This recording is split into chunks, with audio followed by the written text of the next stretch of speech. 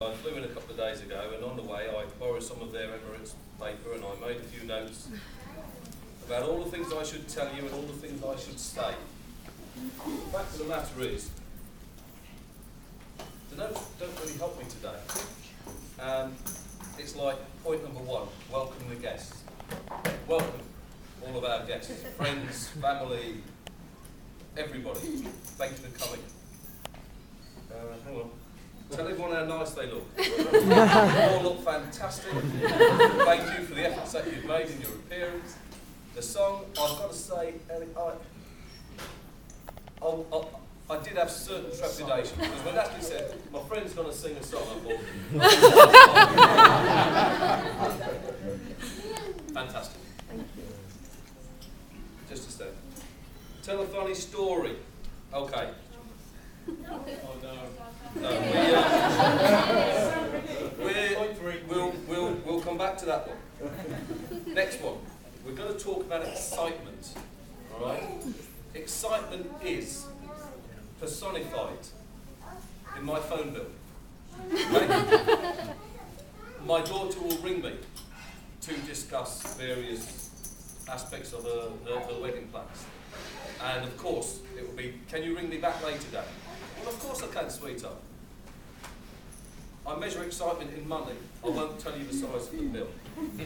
She has been excited since 2001, which is the best time. Okay? We'll come back to excitement. There's another person who I want to talk about excitement. My youngest daughter, Madison, 4 years old. Generally, at some stage during the evening, she will join us in bed and cuddle up.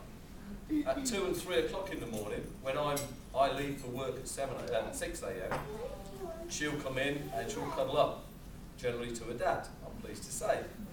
But instead of coming into bed and cuddling up and going to sleep, she will tell me about Natalie's wedding. She will tell me how she's wearing a pretty dress. She will tell me how she's going to throw flowers. I say, no, love, we're not throwing the flowers, we're throwing the petals. And remember, it's 3 o'clock in the morning, and she'll say, Dad, it's the same thing. We're talking about excitement. We're talking about Soph asking me, Dad, what's the music like? You haven't chosen it, have you, Dad? And I'm saying, no. We're talking about Abby. Abby saying, Dad, you're not going to believe the dress I've got for during the day. I said, what do you mean during the day? So my mum and I went out and we bought a dress for her in the evening as well.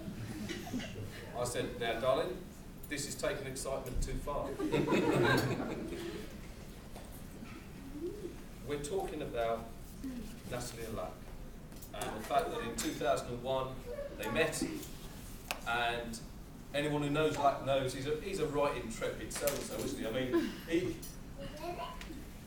he's the kind of guy that just jumps in, doesn't he? He doesn't think about stuff and plan stuff. Yeah, he is, I'm here, let's just do it. So, Natalie told me soon after they'd met, several weeks after they'd met, in fact it wasn't several weeks, it was several days. Just so you know, Dad, I'm going to marry Lak. I said, yeah. And I said, does Lak know? She said, no. I said, yeah, but Dad, I said, but darling, I said, do you think, bear with me, do you think that you should discuss this with Lak? She said, no, he knows his own mind. I said, I'm pleased. I said, so what's his own mind? She said, whatever I tell him it is. I said, I see. Okay, well, I said, at some stage are you going to discuss this marriage thing? She said, yeah, he'll come round to it with time. 7 years. 7 years of my daughter saying, Dad, have a word. Is he ever going to ask the question? He wants to ask me. He wants to marry me. There's nobody else in his life but me. But, for Christ's sake, is he ever going to ask the question? I said, darling, do you want me to have a word? No, Dad. It's got to be his idea.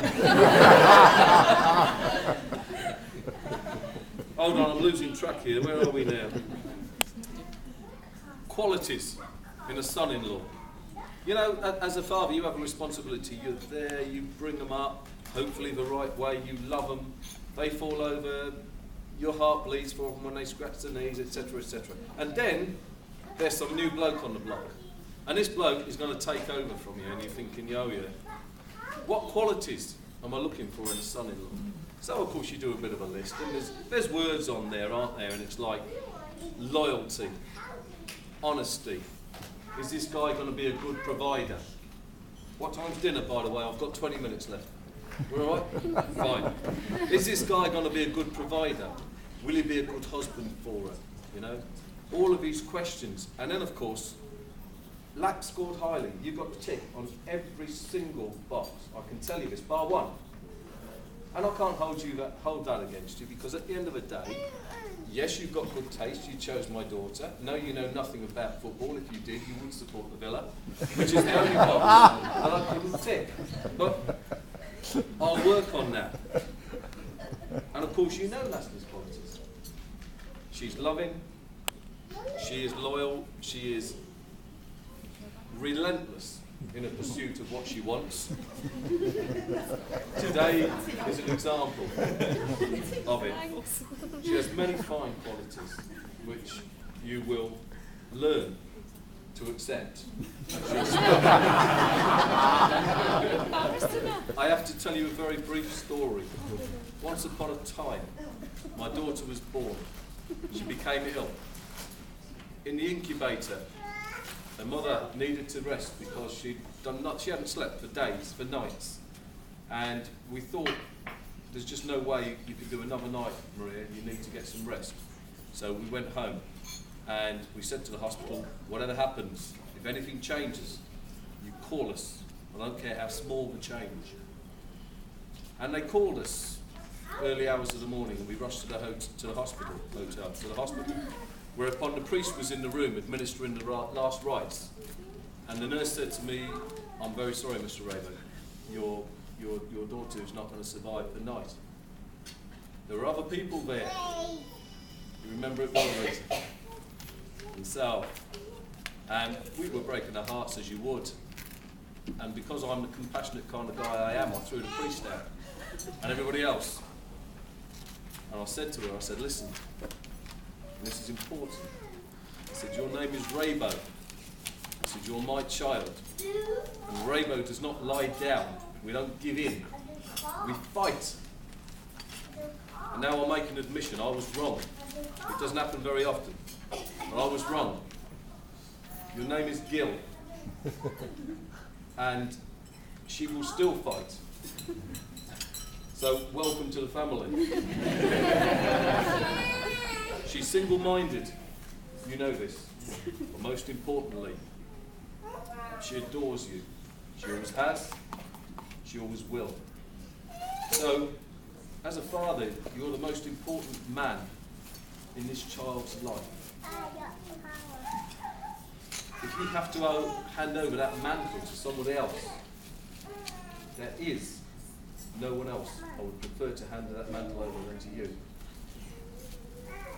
In all the years we've known each other, and all the years we will know each other, I will never pay you a higher compliment than to say to you, I'm proud that you're the man that she's chosen to take my place. And I am truly proud of it.